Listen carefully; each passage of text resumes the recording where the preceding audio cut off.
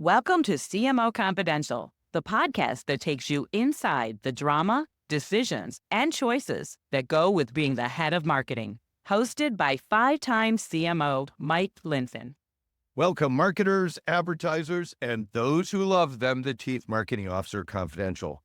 CMO Confidential is a program that takes you inside the drama, the decisions, and the politics that go with being the head of marketing at any company in what is one of the most scrutinized jobs in the executive suite.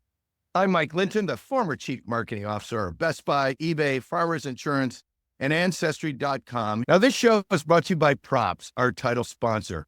Props is a performance-driven content platform. They combine the attraction of creator content with the results of paid media. Instead of focusing on impressions or posts, Props takes responsibility for leads and customers. Check them out at props.ca. I'm here today with my guest, Jim Stengel. Today's topic, a top marketer riffs on what it takes to succeed as a CMO today. Now, Jim spent 25 years at P&G, the final 7 years as the global marketing officer, where he oversaw an $8 billion with a B dollar budget. After that, he founded his own consulting company, wrote a book titled Unleashing the Innovators, became an adjunct professor at UCLA and Northwestern, and started a podcast called the CMO Podcast. Jim, we're all waiting for you to accomplish something we can be proud of. So I'm glad you're on the show. Full disclosure, I've known Jim for a number of years as we are both Procter & Gamble alums and original members of the Marketing 50. And I'm really excited to have him on the show. Welcome, Jim. Thank you, Mike. Hey, the global reunion of P&G, happened 2 weeks ago. Did you go? I missed that. Sorry. I heard it was great though. So. Yeah, it was in DC. I didn't go either. I was actually given the McElroy Award at that event. The deal was you had to show up and give a speech. And I was very honored. And Ed Tazia, who organizes this whole thing, I accepted. I booked it on my calendar. Then my daughter decided to get married that weekend. So I called Ed and I said, Ed, I gotta go to my daughter's wedding. And he was like, that's the only excuse for you not showing up. So we had a beautiful wedding a few weeks ago, and I made a video of it, and it all went well. Well, congratulations. At last, someone has recognized your accomplishment. Thank you, Mike. Congrats on the wedding. So, hey, Jim, let's start. Give us an overview of the dominant themes you are seeing out there today in the marketing landscape. You haven't lost your P&G style there, Mike. Asking do I have to limit this to one page or three bullet points? Three bullet points. Okay, very good. All right. Well, the first one, I grabbed this coming out of the Cannes Festival this year, which is a good barometer for what's on people's mind. And it's the biggest gathering of marketing people in the world. And a lot of people are just saying, we are all in the attention game. And so it's so hard to get engagement. There's so many distractions. The generations that are emerging as consumers are obviously distracted by a lot of things. So I think we just have to, you have to think about yourself in the entertainment and attention game. And if you're not able to get someone's attention, you can't even start. We used to call it awareness in the old days, I guess. But now I think attention's a much stronger word. And you don't have to look any farther than Barbie this summer to see, this is a very old brand that has had tough times and good times. And that movie put them at the center of popular culture, and look what it's done for their stock price, their brand, their sales, and their future partnerships. It's kind of established a platform for that brand that can go so many places. So attention and entertainment, I think, is a big theme. I'd say the second one, and closely related, is creativity as a capability. We don't talk about that enough. It's a big word like innovation, like culture, but if you're not able to harness creativity and attract creative people to your company and in your partnerships, good luck in any marketplace, but especially today's. And, you don't have to look further than TikTok on that, right? Right. They are a culture that, however your opinion is of them, they are a culture that rewards creativity, looks for creativity, and works with creative people extremely well. And to your point, they also, that is entertainment too. Totally. Finance. Yeah, totally. And I think the third one I would underscore, and maybe I'll take another one after this, is purpose, right? And I know we're going to talk about that. I think it's a word we've been wrestling with for decades. I think it's still misunderstood. A strong purpose on a brand is about growing the brand and making an impact on people's lives. Companies and brands who still do that do better in the market, attract more customers, attract better employees. So I think it's still, and I think Microsoft is a beautiful example of that. And look at that company; they have an incredible leadership team, an incredible leader, an incredible sense of purpose in the world, and you can see what's happening to their culture and to their sales. And then the last one, I will borrow a quote from my podcast show from one of the CMOs I interviewed. I think it was the Wendy's CMO, but I love this quote. He said, CMO is 90% chief, 10% marketing. 90% chief, 10% marketing. So when you're a CMO, you have to think about yourself as part of the C-suite, part of the leadership of the company, a representative of the company, a peer of the other functions. And if you have that mentality and you seek to make a difference as a corporation, leveraging your skills, your talents, and your organization, you work well with other functions, you will have a good career. If you don't do that, you will have one stint as a CMO. So I'm gonna, in a little bit, I want to drill down on the creativity versus efficiency story that I see in marketing. I love the 90, 10% thing. Let's talk about purpose a little bit. And you've written a lot about it. Why don't you describe purpose for our listeners and talk about what it actually means and how it shows up? Well, the first point I would make about it, purpose is when it's not linked to your business and your business outcomes and your business strategy, it's not going to work. It's not social marketing. It's not cause marketing. It's not philanthropy. It's not doing well. It can inspire all of that, and it usually does. But I get frustrated at conferences when there's a purpose speech and the person gets up there and talks about basically cause marketing or social good. Those are all fine and good things that can help a brand, but purpose has to be front and center and rooted in your business strategy and solving business problems that you have as an organization. So that's the first point I would make. The way I shortcut it after establishing that principle is it's about the impact you are seeking to make in the lives of the people you serve or you seek to serve. It's as simple as that.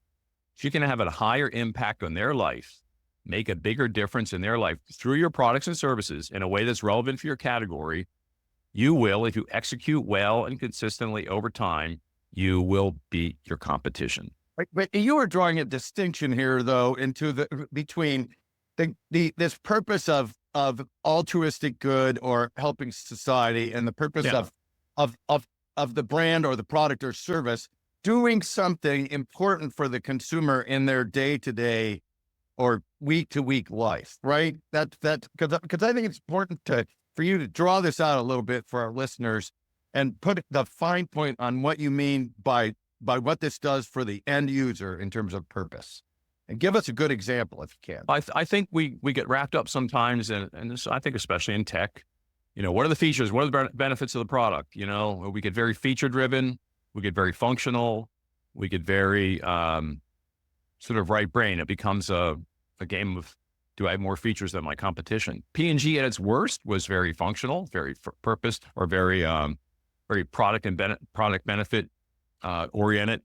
That's all fine. I mean, you have to have fabulous products if you're going to be purpose oriented, but it's about thinking about the customer's life holistically and the role you play in it. And can you bring a little bit of ease or simplicity or speed or joy to that person's life in a way that's natural for your category? So it kind of lifts it up. It asks a bigger question about if we're in the baby care business or the software business or the auto business, what role do we have in helping that person live their life better, simpler, reaching more potential? And I think the companies that ask those questions and are relentless about that, their innovation is better, their engagement with their employees is better, and their outcomes with customers are better. So I think that's what it's about, Mike. And the head of marketing for Unilever's personal care business, which includes, of course, Dove. This guy named Samir Singh. I had him on my show, I don't know, a few months ago. I just recommend your listeners to listen to him. He speaks about as well on purpose as anyone I've ever heard.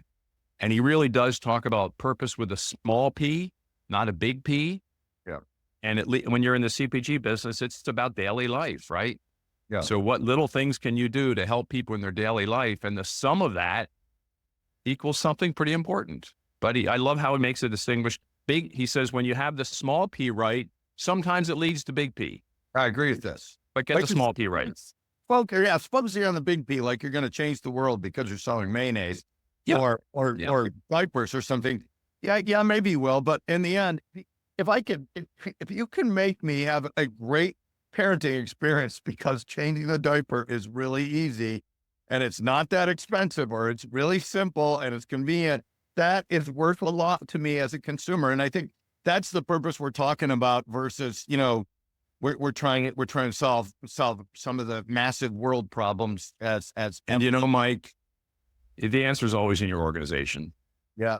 If you really go out and talk to your employees, your associates about, are we doing enough to help our customers? I mean, just a simple question. What more can we do? There's always more. There's always innovation. There's always ideas. So I think it's always the answer to, is my purpose working, or do I need a purpose, or do I need a higher purpose? The answer is always in your team. So I think that people don't often enough go back to the idea of the brand when it was founded.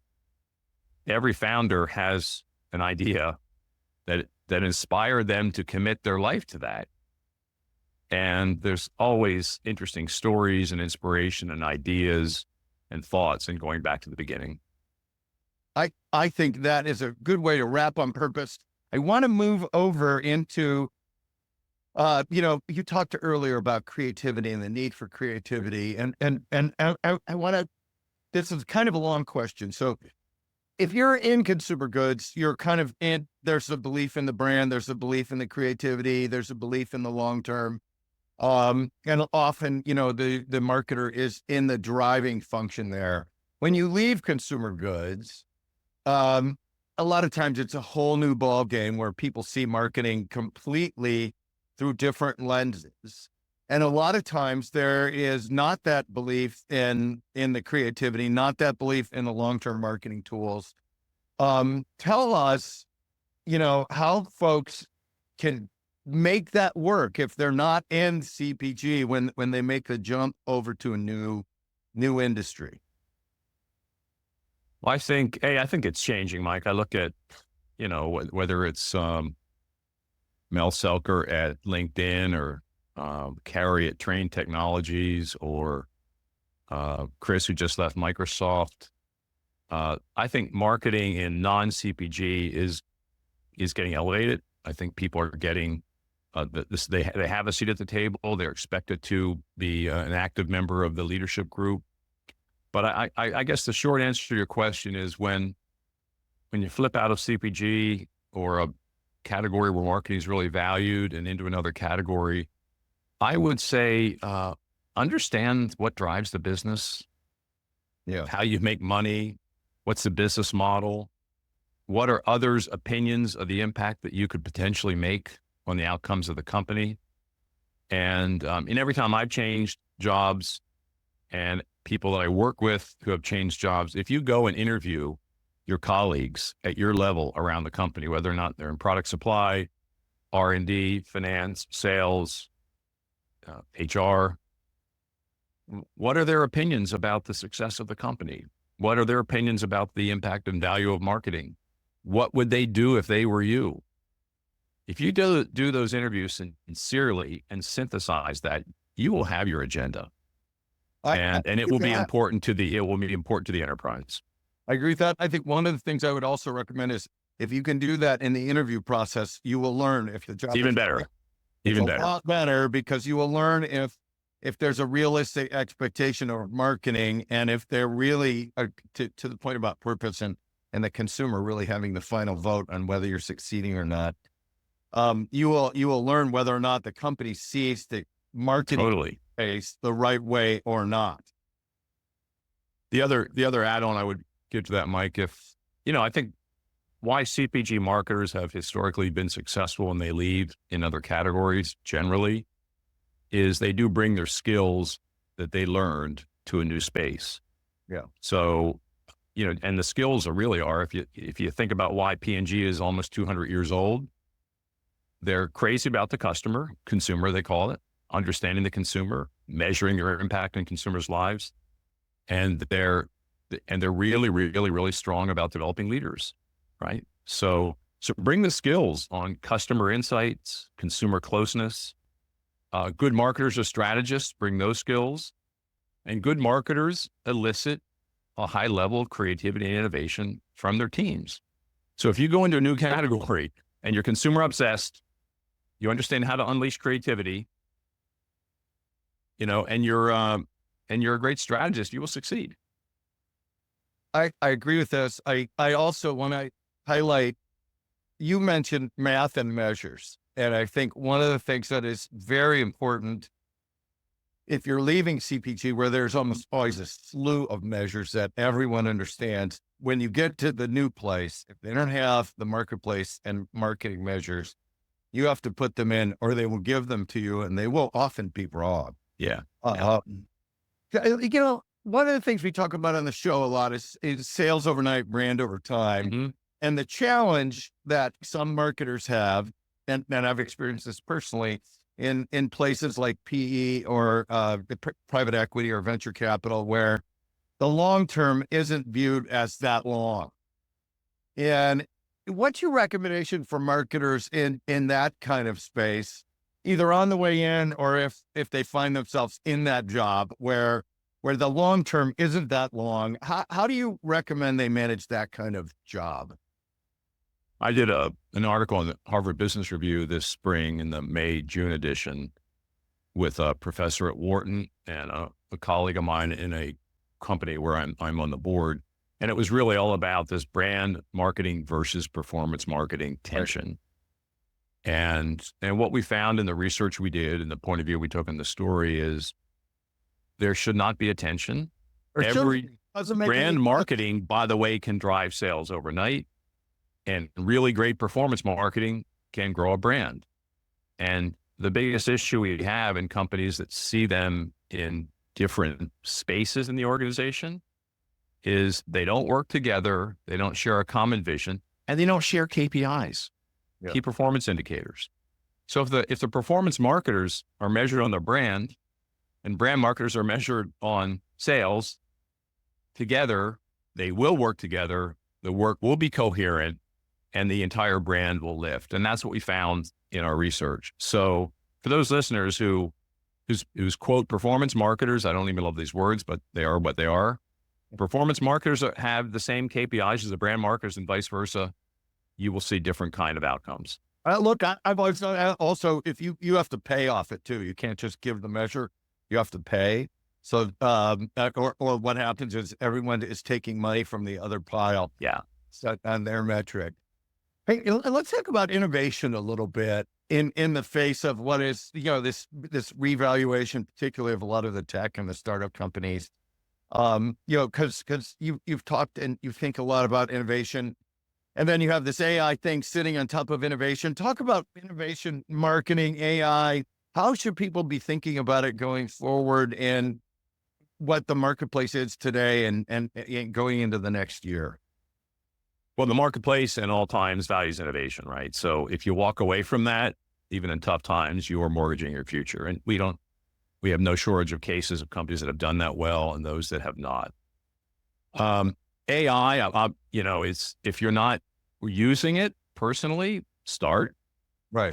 And if your company doesn't at least have I looked at some recent data about number of companies who are experimenting with AI. I mean, it's very high, as you would expect, 85%. The ones that see it as fundamental to the strategy, about half the companies surveyed say this.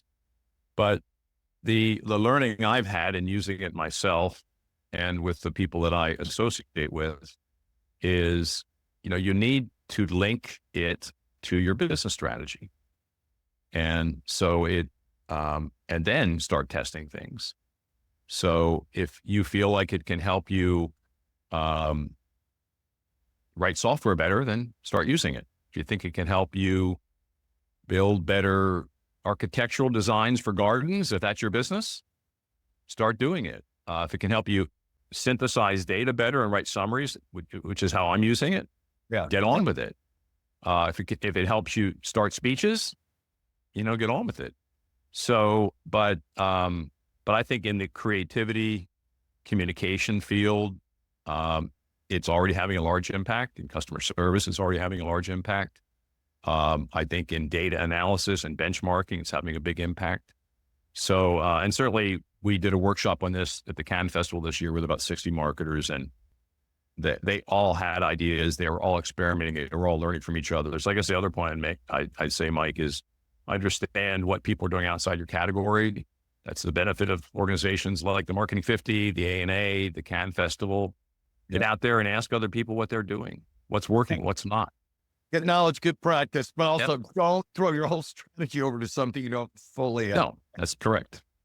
We've had a couple AI specialists on the show, and they basically say, look, first at efficiency gains, later at revenue generation. And we had one futurist say, it's great for tasks that aren't super important right now, but there's a lot of those tasks. And so you can outsource it to that. He also compared AI to like having 1 million cocky 16-year-old intern working for you who will produce a lot of stuff, but none of it will be at that creative super height, I think, and innovative height you were talking about earlier. I want to shift over to business schools in particular, college and business schools. You're a professor and you've written a lot.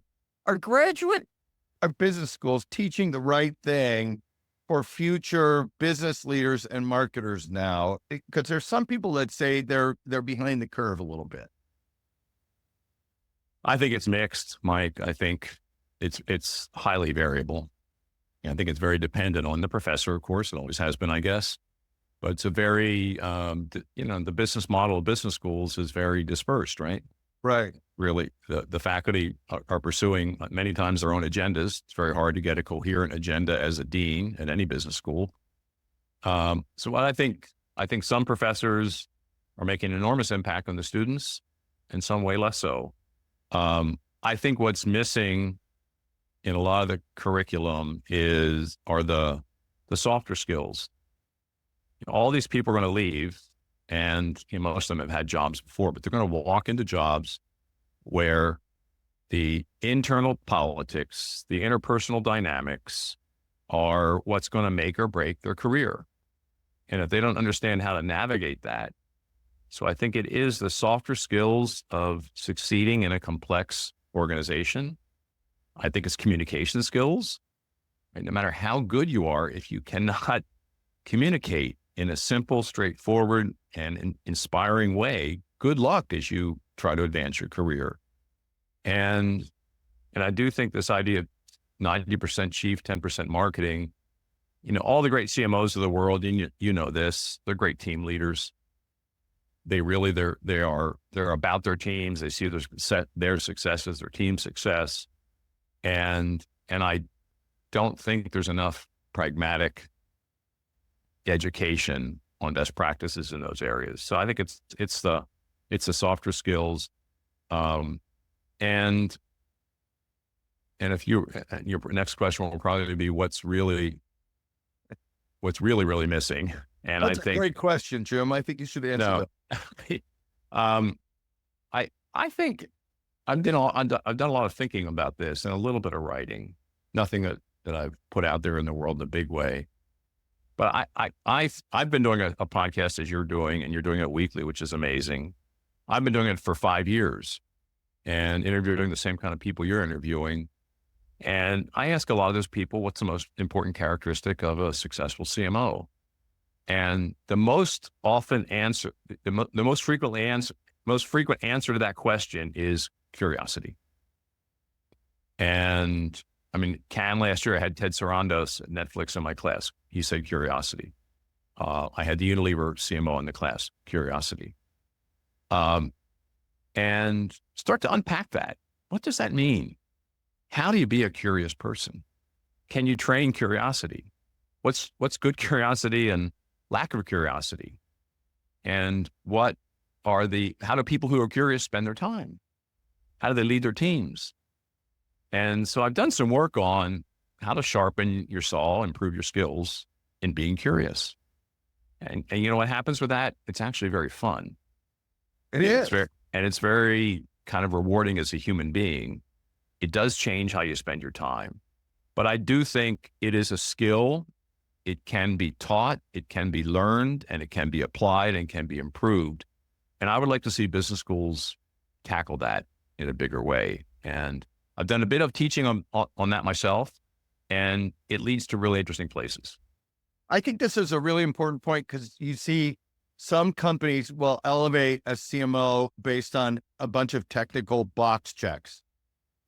A lot of those CMOs are going to fail because they have not managed all the functions or all the things that they're going to run into. And if they just try and math base that like their historical approach, they won't get it right. So I think that's an important thing. Hey, Jim, there's been a ton of change in media and the agency business. Lot of things going on. Where's this all headed? Well, I think, if you want creativity and you want to be a curious person, partnerships are going to be important. And they still are important. Obviously the big holding companies are going through adjustments and replatforming and restructuring, a lot of consolidations happening, as you know. But if you go to most successful brands and you ask them who are the most important people driving those brands, obviously they're going to talk about people inside the company, but they're also going to talk about partnerships. And they might be content partnerships. They might be, in some cases, celebrity partnerships. Right. They will be partnerships with a variety of outside people, companies who are really good at what the company's not good at. And so I think the world in the future possibly will be even more important to have strong partnerships outside your firm. But I think those are shifting, and those will continue to shift based on what companies need. The most important question, or one of the most important questions we need to ask as senior marketers: what do I want to be great at inside? It's not a new question. And what will I not be great on inside that I want to outsource or find partners for? And I think, companies like P&G have been pretty good at that over time. Yeah. And they tend to value their outside partners, and they tend to ask them to bring everything to the table in what they're good at. And when you have that dynamic happening and you set the right briefs, the right goals, the right ambitions, you get people who are different from you, who bring different things to the table than you do. And that's where success is. And I think that's perhaps even more the world we're walking into than it has been in the past. And they get, as more and more, particularly in technology, emerge, they can go a lot deeper on those issues. Correct. And you can hire all this experience. We have a whole show on vendor management talking about this, which is, if you try and do everything, you're going to be doomed. So you got to get really good at vendor management and picking vendors, and then partnerships. Hey, Jim, there's a ton of questions I could ask you. So maybe you'll come back on the show sometime in the future. Anytime, Mike. Thank you. So let's finish. It's a two-part question. You can take both parts or either one, but you have to take at least one. Practical advice or funniest story you would like to share with our listeners. I love it. I'll do both. Hey, right. And the practical advice, gosh, I'm gonna borrow from Antonio Lucio here, who's a friend of mine. He's been like you, an amazing CMO in many companies over his career. He did a remarkable video when he left Meta. I recommend everyone find it and watch it. And I think there are a lot of lessons in that video, but two of them resonated with me. And the first one is take care of yourself, right? Watch your physical health, your mental health. These jobs are hard. They're demanding. I mean, when I came in as CMO at P&G, my CEO at the time, A.G. Lafley, looked at me and said, "Don't try to outrun this job. It'll kill you. It'll kill you." And then, so take care of yourself and be deliberate about that, intentional. don't get sucked up. It will, and Antonio talks about mental health, depression, heart attack. He's had some rough times because he didn't make that a priority. And then I think a second piece of advice he has in that video, which I think is remarkable, and I agree.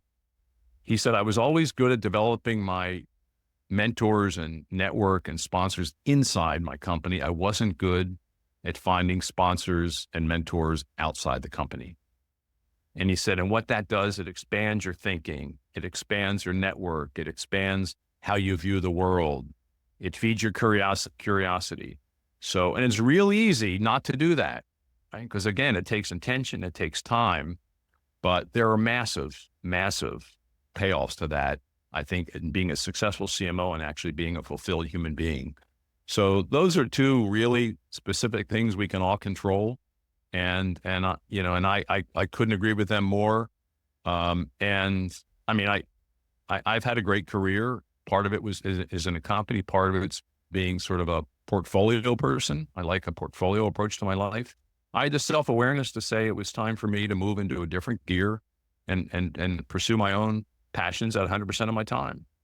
And I think that has helped me take care of myself and add value, I think, in areas that I could not have done in the corporate world. So that's my pragmatic advice. I borrow from Antonio on that and fully credit him. Funny stories. I mean, we have a lot of funny stories if we've had long careers in business, especially in marketing. I mean, the one that I think I would share where there's a good lesson in it is I'll try to make this short, but I was sent to Eastern Europe in the early days to be a general manager over a couple of countries. And we were entering new categories all the time. So I had this brilliant idea. We had a superior product in this one personal care category that we would think big and sample every person in the country. Wow. And if we would sample every person, we would get dominant share and we'd have higher loyalty because the product was so great. Well, I did that, and we spent a lot of our money early in the fiscal year on that. And we didn't sell anything for like 3 months. We sampled and we didn't sell any. Well, do you ever look at a shipment report and see zero? Sadly, I have. It's terrible. So what I did, this is a good lesson. It's funny now. It was not funny then. I missed my forecast. I sampled, my sample pack was like 4 months of consumption. Because they used so little of the product because they didn't have a lot of money. They were not used to using this category. And so if I had done a little bit of consumer research, I could have avoided that, but I didn't. I reapplied what worked in some other countries who had different habits. So know your consumer in your market, or you can have a story that is hard at the time. What do they say? Comedy is tragedy that happened one time and becomes comedy. That was tragedy in my career at that point. It became a very funny story. That's an awesome story, and I think a great way to end the show. Thank you, Jim, and thanks to everyone for listening to CMO Confidential. Look for our other shows on Spotify, Apple, and YouTube, which include What Your Agency Wants to Tell You But Won't, parts 1, 2, and 3, a top executive search person's perspective on marketing, sales, and communications, a content streamer's view of media, and B2B marketing, a report from the front lines. Hey, all you marketers, stay safe out there. This is Mike Linton signing off for CMO Confidential.